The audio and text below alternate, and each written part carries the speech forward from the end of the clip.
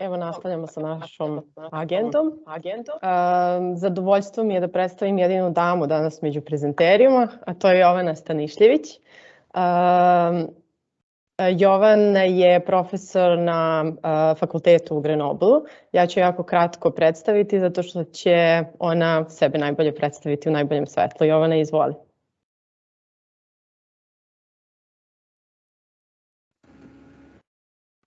Hvala Anđe puno na uvodu.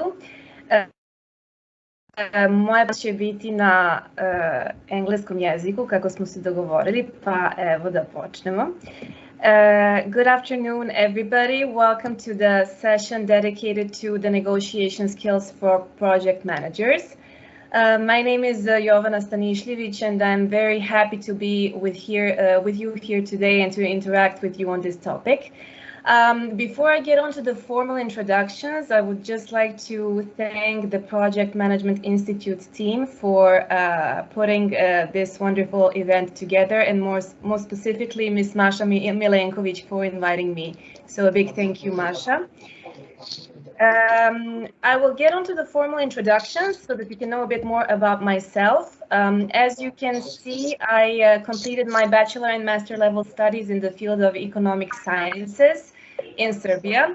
And then in 2007, I enrolled in a doctorate of business administration program in Grenoble School of Management in France, which I completed by the end of 2010.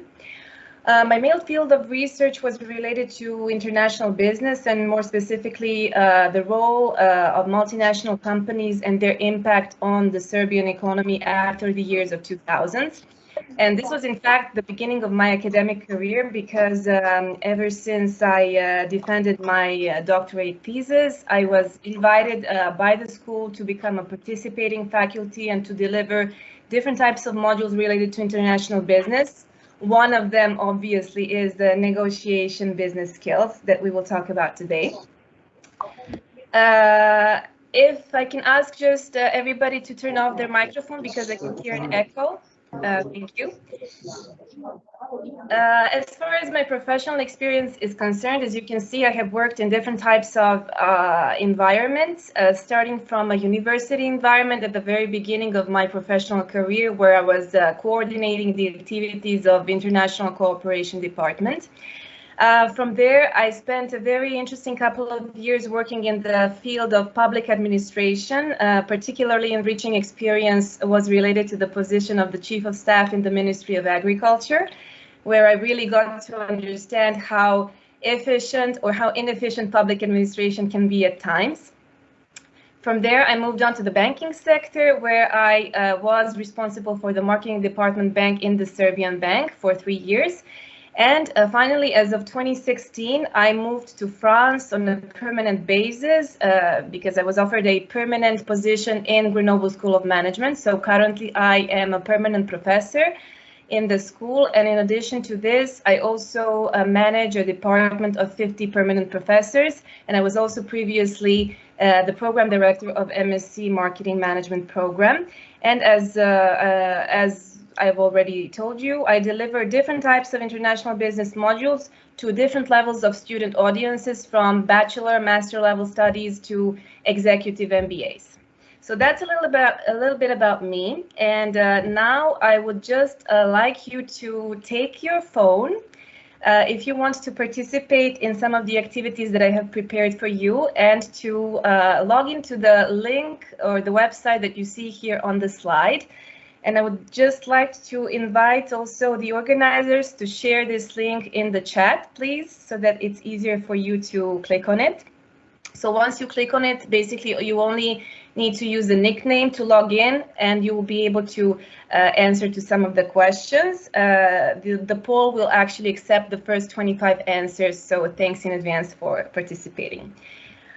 Okay, let's get started with the session content. My favorite definition of negotiations is that negotiations, in fact, is a process of interpersonal decision-making process to which we as individuals and groups resort to whenever we cannot achieve our objectives single-handedly. This leads us to some basic principles of negotiations that I would like to outline today. The first one is the principle of voluntarity. Negotiations wouldn't be taking place unless all of the parties around the table are actually willing to participate in a negotiation. So without this principle, there will be no negotiation. Secondly, if we were 100% happy with the situation as it is at the moment, we wouldn't resort to negotiations. So obviously, as soon as we want to negotiate, it means that we're trying to change the current situation, and therefore we need the negotiations in order to help us to complete this. In addition to this, I would say that when negotiators attempt to negotiate, there is this common or general agreement that some sort of an agreement should be reached before the final decision is implemented. But in real life, we know that it doesn't really always end up by finding an agreement. I would also add that timing is critical in negotiations. And when we talk about time, we can talk about the dimension of time in many different aspects. So, for example, how long is it taking you to complete a negotiation? That could be one dimension. Another dimension could be, are you under a time pressure to complete the negotiation as soon as possible? Or on the contrary, do you have enough time on your hands so you're not concerned with the time constraint and so on? I also would like to highlight that a successful outcome is not always winning at any cost. And this is a particularly important principle for me because you would be surprised how many people believe that in order to win in a negotiation, they need to crush the other side. While I'm sure you will agree with me, some of the best deals in personal life and in business are actually those deals that end up in a win-win situation. And lastly, we can also say that negotiations will be deeply impacted by the negotiators themselves, meaning their characters, the values that they share, the experience that they have, the knowledge about the topic. And lastly, we cannot forget the impact of emotions, because sometimes when someone is behaving irrationally during a negotiation, it could actually be due to the fact that they're under a certain level of emotional constraints, and therefore their decisions are not necessarily rational. This leads me to the next topic, and I would just like to outline the 4 possible outcomes of the negotiations that we typically find in different situations. The first one is a lose-lose outcome. This situation happens when 2 negotiators come together to negotiate on a particular topic. There is a possible deal on the table. There is a value on the table. However, they fail to reach it and they leave the negotiations.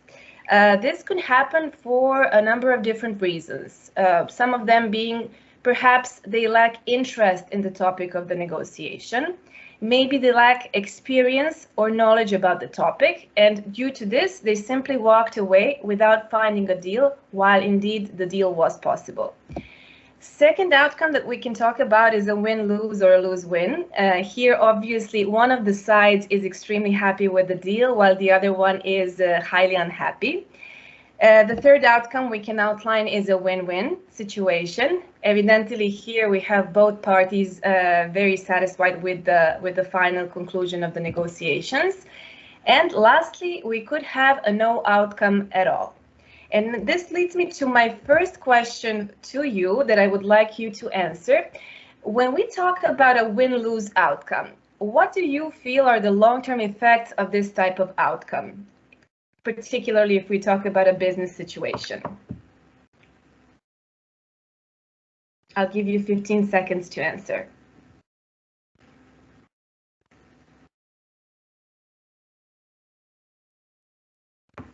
Okay. First answers are coming in. Exactly. Regret no relationship, lost opportunities.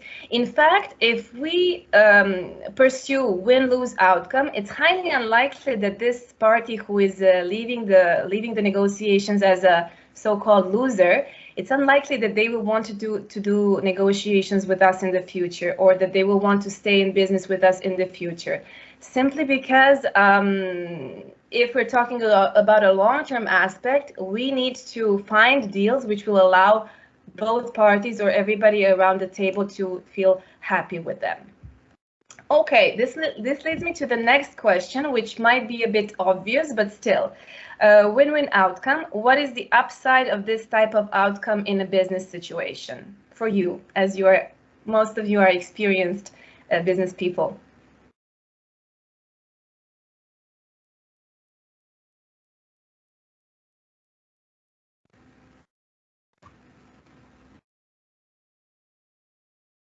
So recognition, new opportunities, trust building, absolutely. It's an essential ingredient to build relationship and trust if we are focusing ourselves to build a long-term cooperation with a party. Okay, thank you very much. And then this leads me to the next question. If we talk about a no outcome situation in a negotiation, which I'm sure you've all faced, would you say this is a positive or a negative outcome, or both? Okay, we have mixed opinions on this question. Indeed, I would say it's both, just because sometimes it is better to postpone negotiations for a later date and perhaps wait for some circumstances to change, instead of pressuring yourself and the other side to finalize them right now, and this leads you to a suboptimal solution. So postponing might not necessarily be a negative thing. But on the other hand, if you are postponing a negotiation and a deal is possible at this point in time, which could satisfy both parties, in that case, of course, it could be a negative outcome. So I would definitely say it could be both, depending on the context. This leads me to the next topic that I would like to discuss together with you, some of the most common negotiation myths that we commonly hear people talk about. The first one is there are many people who believe that negotiations are a fixed sum, meaning that what is good for one side is automatically going to be harmful for the other side. So just by answering true or false, what do you think? Indeed, I would agree that here this is absolutely a false myth, because we have previously mentioned the win-win solution as a possibility, which is enriching for everybody around the table. So indeed, you don't need to destroy or crush the other side in order to, in fact, in order to come away with a satisfactory outcome. But you would be surprised how many people just observe negotiation as a competition, and therefore they are entering the negotiations with this kind of fixed mindset, which is later on preventing them from achieving win-win outcomes. Okay, let's go to the second myth. Some people believe that you need to be either soft or tough in a negotiation. So do you believe this is true or false?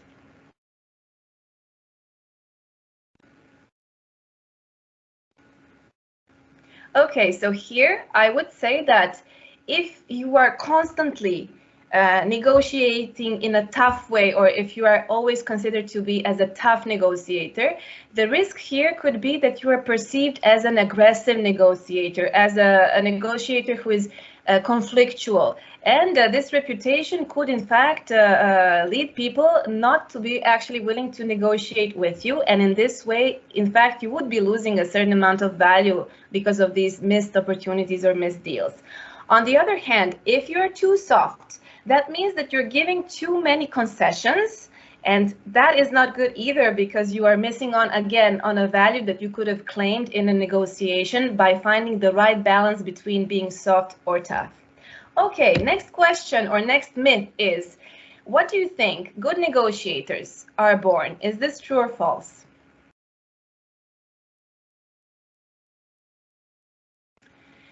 There's a lot of people who believe that good negotiators are born. And it's true that we have people who are more extrovert, who enjoy more communicating with other people, but we wouldn't be having this session actually if good negotiators were born. And I strongly believe that negotiation skills can be appropriated, can be improved, can be practiced, And I tend to observe negotiations more as a strategy or that we need to build before we engage in negotiation, rather than a talent that we are born with. Because as in any sports, 5% is talent, but the rest is in fact hard work, preparation, knowing your arguments, and so on. So I would definitely say this is false, and that we can learn to be better negotiators. How do you feel about this one? Experience is a good teacher. So here I would say absolutely I agree. Experience is a good teacher. I would just add a small note to this experience, which is followed with the feedback. Because if you keep on negotiating in different situations and you're not aware of the mistakes that you're making, you just will keep on repeating them over and over, meaning that ultimately you're not improving your skills. So indeed, experience helps us, but we need to be reflexive. We need to have a feedback of what is it that we're doing wrong so that we can grow in the next situation. How do you feel about this next question? Good negotiators take risk. Is it true or false?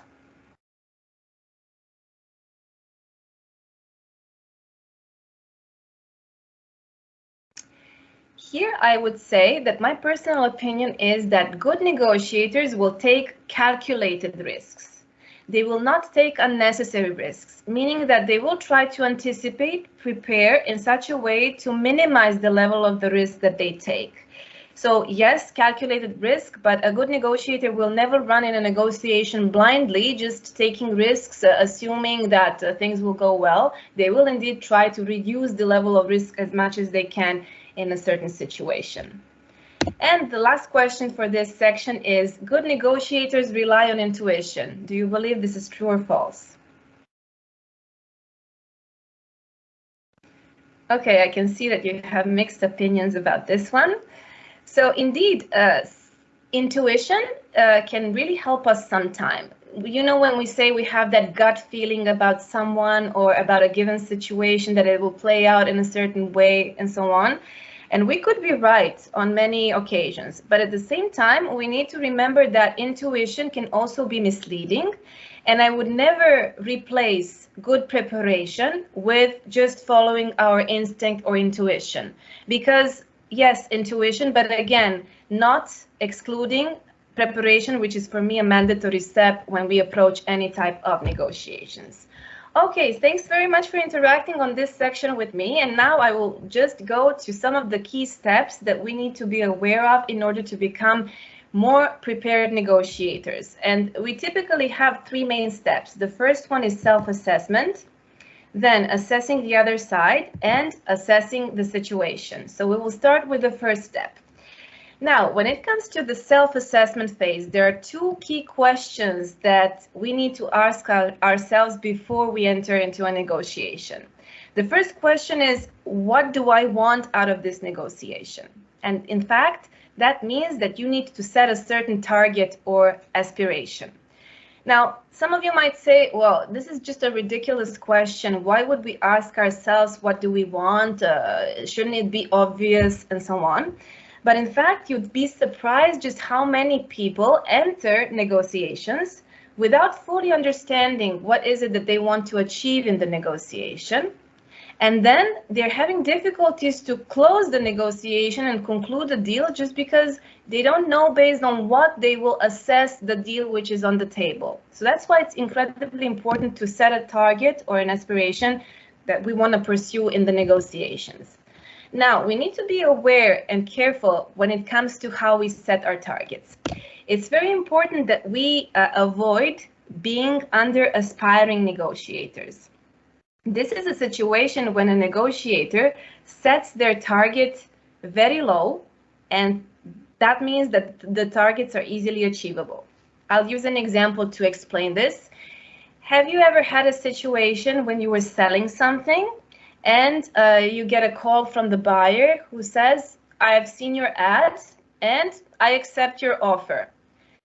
How did that make you feel? Well, probably you felt good because you got what you wanted, but since there was no negotiation at all about the price or your offer, and your offer was immediately accepted by the other side, you were probably left wondering, oh my God, could I have gotten a bit more? Did I set my target properly?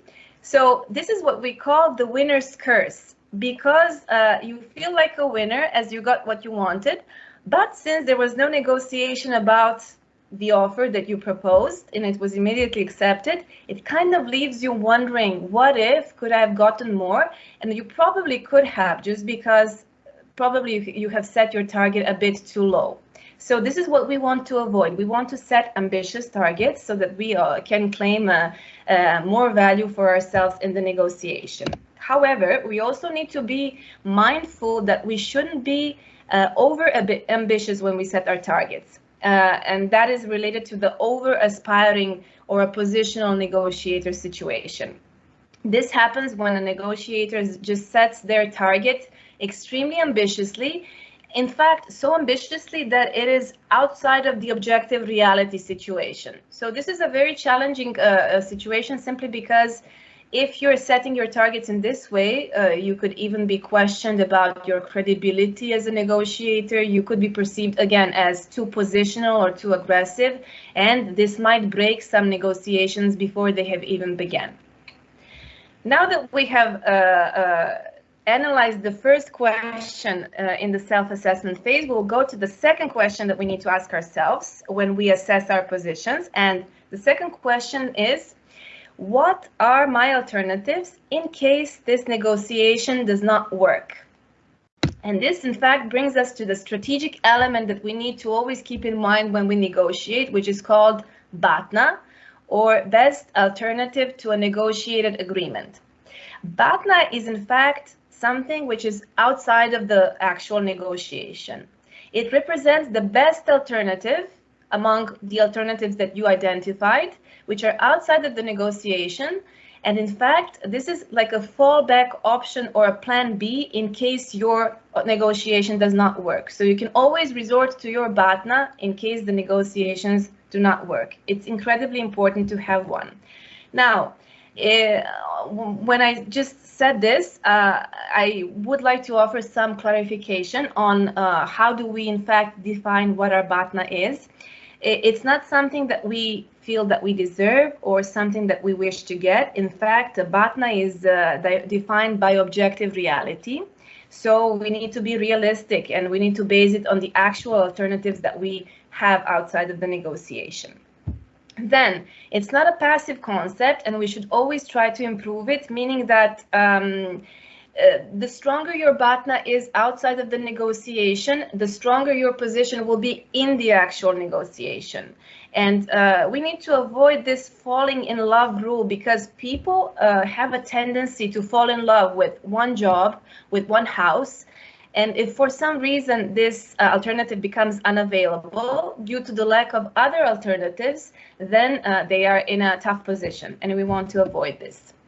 Also, we need to pay attention to the fact that BATNA is a confidential strategic element of our negotiation strategy, meaning that we shouldn't be revealing it to the other side, because the other side could try to manipulate us, to try to downgrade the value of our BATNA, and we should only change what our BATNA is if the objective circumstances have changed, not before or not under any other circumstances.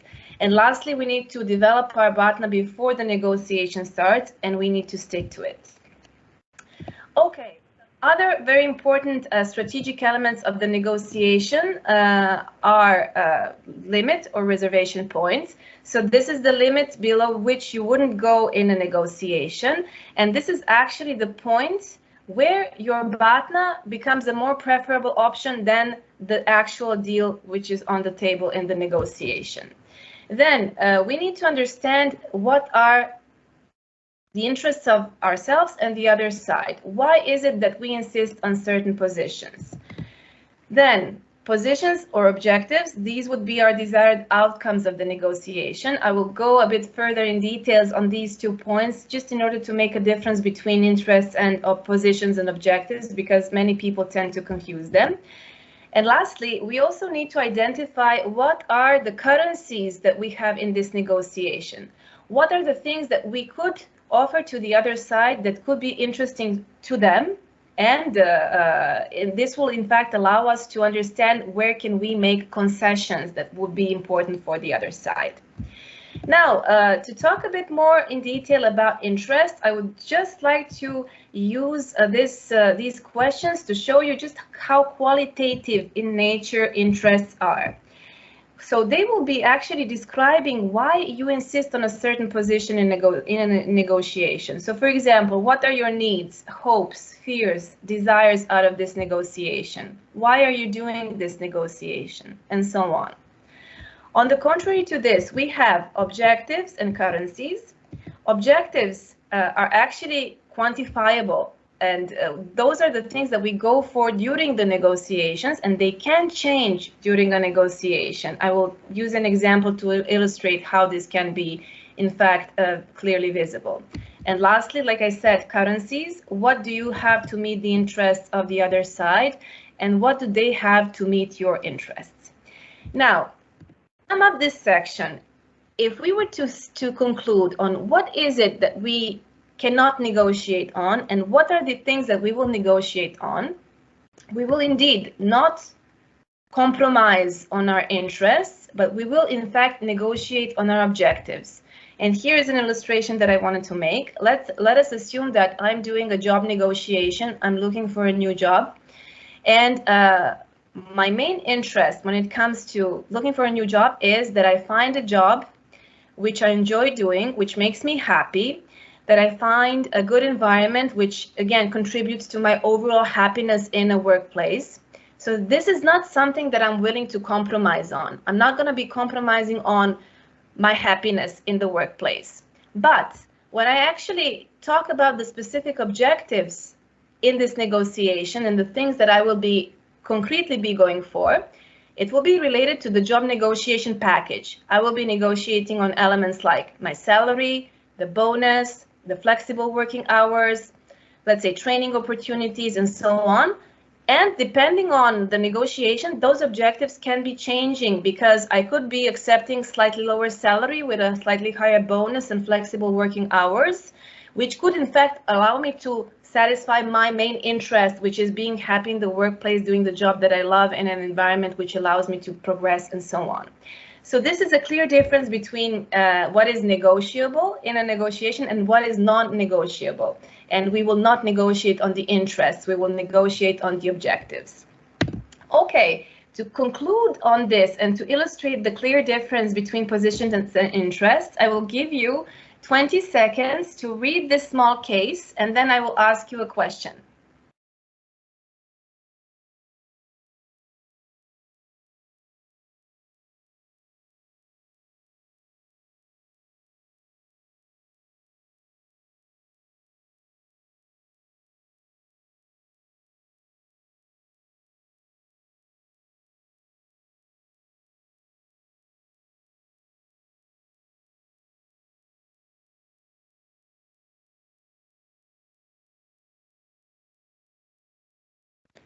Okay, so let's answer the question. How would you rate the deal reached by two chefs? Win-win, win-lose, or lose-lose?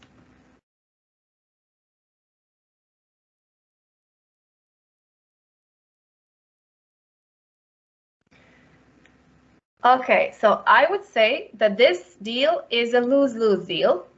Why? Because you could have seen that the two chefs insisted on their positions. I need an orange, and the other guy is saying, I need an orange. So this is a clear position.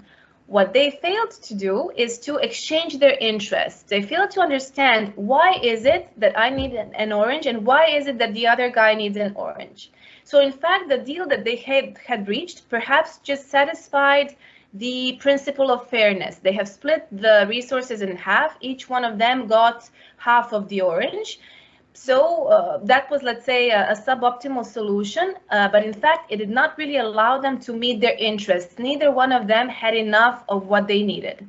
But had they exchanged their interests, they would have been able to ask questions to each other to understand why is it that the other side needed an orange, and they would have been able to find a better solution, one of them taking the juice, the other one taking the peel, and they would have a win-win solution in this sense. So I think this case perfectly illustrates the difference between positions and interests.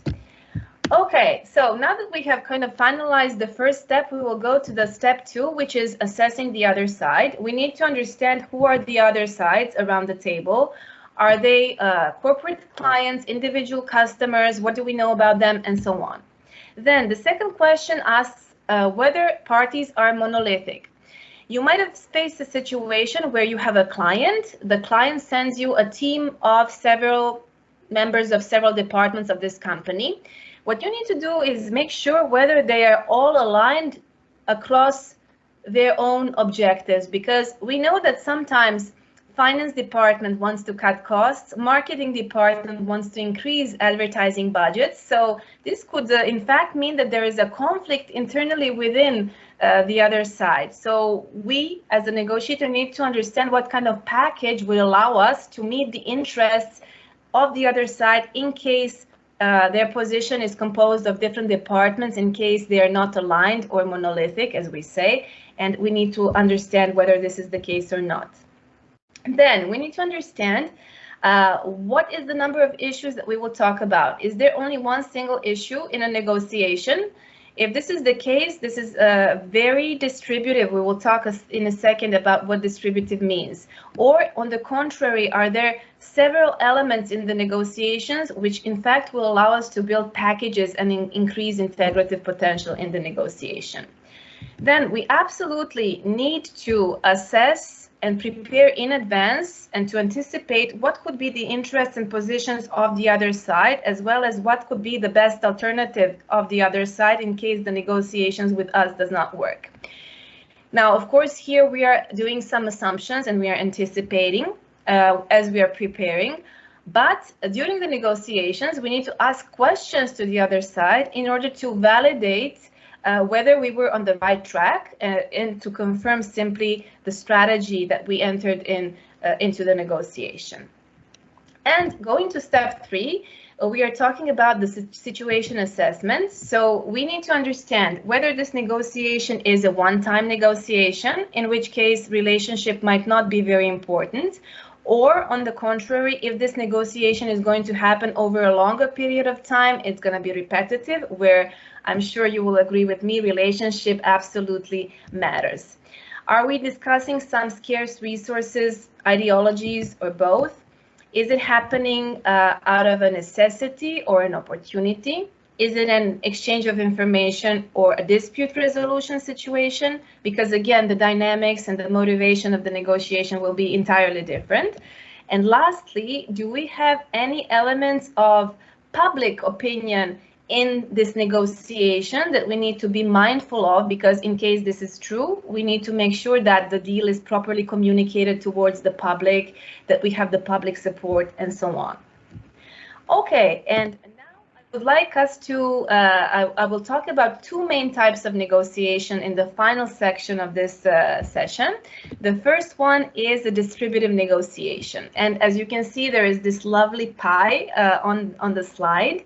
The main idea behind the distributive negotiation is that this negotiation is typically evolving around one single issue, and this is most commonly price or salary or money. So basically the 2 parties are bargaining on this single issue. The main assumptions are that the pie, which you see on the table, is fixed and limited, and each one of the negotiators is actually trying to slice or to cut the biggest possible piece of the pie for themselves. We associate it therefore with a win-lose outcome, because if one party gets a bigger slice of the pie, the other party will get a smaller piece of the pie. Then we associate it to being focused on positions rather than exchanging interests. So once again, remember the 2 chefs fighting over an orange. Their negotiation was distributive because they were focused just on their positions. They were not trying to understand each other's interests.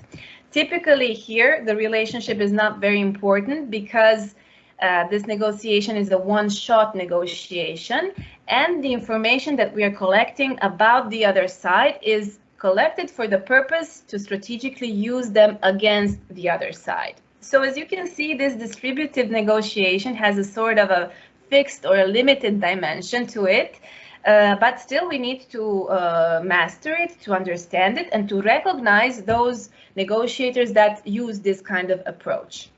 Now, if we were to illustrate what the negotiation looks like when we negotiate in a distributive way, this is what it looks like. We have two sides, the buyer and the seller, and you can see that they're mutually exchanging offers.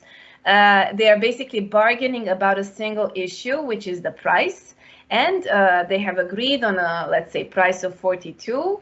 And you can also see that the limit for the seller, or the walkaway point, seller was not ready to sell the product below $20. On the other hand, the limit for the buyer was 55. Buyer was not willing to spend more than $55 for the product, and they agreed on a price of 42. And in fact, the logic behind this is that each one of the sides is trying to maximize their own negotiator surplus. So we have the agreed price of 42. Indeed, the negotiator surplus for the seller is just this difference between his limit and the agreed price. So indeed, his negotiator surplus was $22. And in the case of the buyer, he got less of the negotiator surplus. He got only 13. So this is the logic behind maximizing your own negotiator surplus. So what is it that we are trying to achieve with this type of a negotiation? In fact, a negotiator who uses distributive strategy is trying to push the other side as close as they can to the other side's limit in order to actually get the maximum consumer surplus for themselves. That's the underlying logic. Then, of course, a distributive negotiator who is experienced will even try to push the other side to reconsider even their limit point, to lower it even further, once again, so that the distributive negotiator could actually extract, again, a more than of a negotiator surplus. And lastly, the distributive negotiator will definitely use good arguments, logic, facts, persuasion, pressures in order to convince the other side that in fact the deal that he's offering or she's offering is the best possible deal that the other side could expect to have. Now, on the contrary to this, we have a second main type of a negotiation, which is integrative negotiation. And this is, I feel, something that we should be all striving for in business and in personal life. And the underlying assumption behind this integrative negotiation is that we have a pie on the table and both sides are working together in order to increase the pie so that there is ultimately more to share for everybody. So the logic is that negotiators, in fact, are working together to expand the pie so that there is more for everybody to share towards the end of the negotiation. And that's why we say interdependence is a key principle in integrative negotiation, just because parties rely on each other in order to make the pie bigger or in order to increase the value which is on the table. Now, this does not necessarily mean that everybody around the table wants or needs the same thing, just to be clear. In fact, in an integrative negotiation, we will have a set of different interests. Some of those interests are going to be compatible or common interests for all sides. Some of the interests could be different, but not necessarily opposed, which in fact will allow us to understand where we can make concessions. Okay, now if we compare distributive and integrative negotiations across these 7 dimensions, I think you can see a clear difference. Integrative goes for a win-win outcome, while distributive goes for a win-lose outcome. A distributive negotiator is purely interested for their own individual gain, while the integrative negotiator, of course, is interested for the individual gain, but at the same time, he or she will be pursuing joint gain as well. Like we said, interests in distributive negotiation are opposed for the two sides, but in integrative negotiations, they are different, not necessarily opposed. Relationship aspect is definitely going to be very different because in integrative negotiation, we will focus on the long-term relationship. As far as the number of issues is concerned, in distributive negotiation, we said there's a single issue that we talk about, while in integrative negotiations, we are actually discussing around multiple elements, multiple issues. Ability to make trade-offs, flexible versus not flexible, and finally, last but not the least, when it comes to solutions, integrative negotiator will indeed find and come up with creative solutions, thinking outside of the box and so on. While in distributive negotiation, if you remember two chefs fighting over an orange, splitting it in half, was not really creative, right? They just split what they had in half. So it didn't involve a lot of creativity from their side. Okay, so now I have a question for you. Given the fact that we have just described how much more empowering and enriching integrative negotiation is, why do you think integrative negotiation is difficult to achieve for so many people?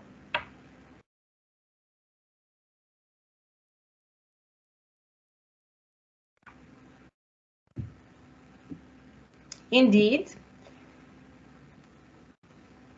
Indeed. So from your answers, I absolutely agree that it takes much more effort to understand properly your own interests, the interests of the other side, to find up with good quality proposals that could meet this interest. This, of course, means you need to think outside of the box. We need to invest more time. There's a certain complexity behind that.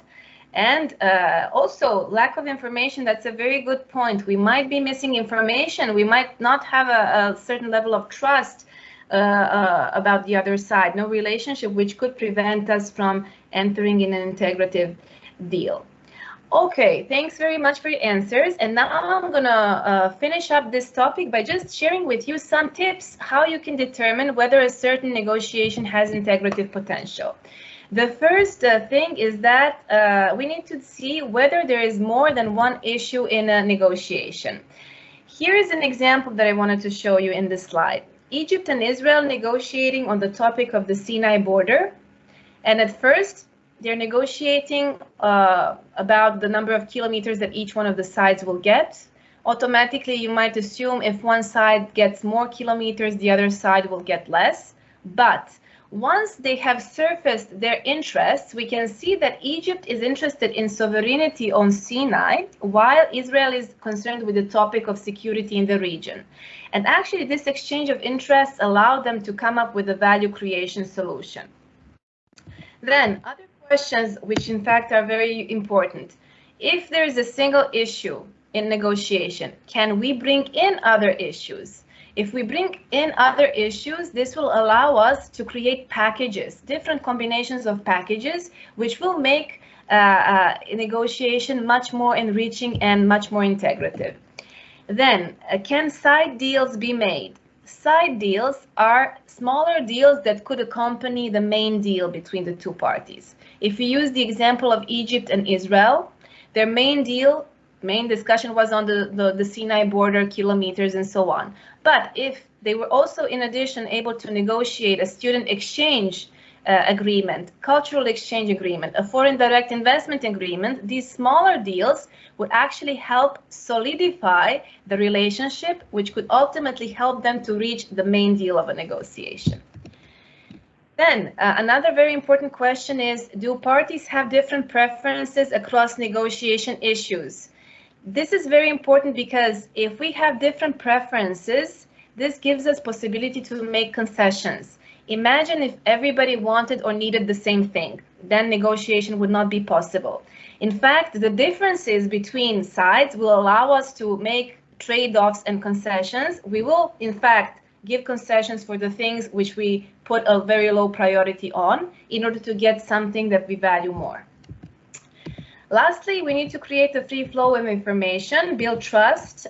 We need to, of course, many people are scared to share information. They think it's a sign of weakness. In fact, we need to share information about our interests, okay? But we shouldn't be sharing information about our BATNA and about our limit in the negotiation or reservation point, because these are strategic elements. But helping the other side understand why is it that we want certain things, it's going to be incremental, and we need to share information about interests for that reason. And we need to remember that communication functions on the basis of reciprocity. If we open up and share, the other party will reciprocate in the same way. On the contrary, if we are closed, the other party will not share anything either. Then, of course, in addition to this, we need to ask good quality questions. And in fact, these questions will allow us to unbundle or surface certain issues that might be hidden at the very beginning of the negotiations. So here is an overview of the integrative negotiation process. Let's try to create a free flow of information. Try to understand that you need to prioritize different elements of the negotiation, because this will allow you to know where you can make concessions. Also, try to find some common ground elements where you share the same interests with the other side, because this will be a good base to continue and complete the negotiations. It's incredibly important to get away from negotiating issue by issue. Instead, you should be negotiating a package rather than issue by issue.